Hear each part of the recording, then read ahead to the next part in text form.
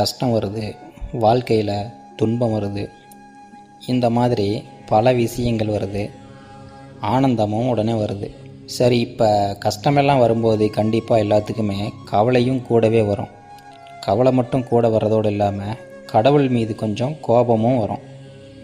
என்ன இவ்வளோ கஷ்டம் கொடுக்குற, இவ்வளோ துன்பம் கொடுக்குற அப்படிங்கிற மாதிரி வரும். ஆனால் இது எல்லாம் தாண்டி ஒரு மனிதன் மேலேற வேண்டுமென்றால் பகைவர்கள் நமக்கு தீமை செய்தாலுமே கூட அந்த தீமை நமக்கு ஒரு பொருட்டல்ல. இது இறைவன் தொடர்ந்து கொடுப்பதாக இருந்தாலும் ஏதோ ஒரு காரணத்திற்காக தான் நடைபெறுகிறது அப்படின்னு நம்ம நல்லா தெரிஞ்சுக்கணும். நான் செய்யாத விஷயம் எனக்கு வந்து சேராது. எப்போதுமே நல்லா தெரிஞ்சுக்கணும், நாம் செய்யாத எந்த ஒரு விஷயமும் நம்மக்கிட்ட வந்து சேராது. அப்படி ஒன்று வருது, அதை இறைவன் நமக்கு கொடுக்கின்றார் அப்படின்னா நல்லா தெரிந்து கொள்ள வேண்டியது, அது எங்கோ நாம் கடன் மிச்சம் வச்சிருக்கிறோம் அப்படிங்கிறத அதிலிருந்து தெளிவாக புரிஞ்சுக்கணும். ஏதோ ஒரு ஜென்மத்தில் நம்ம செஞ்ச வினையானது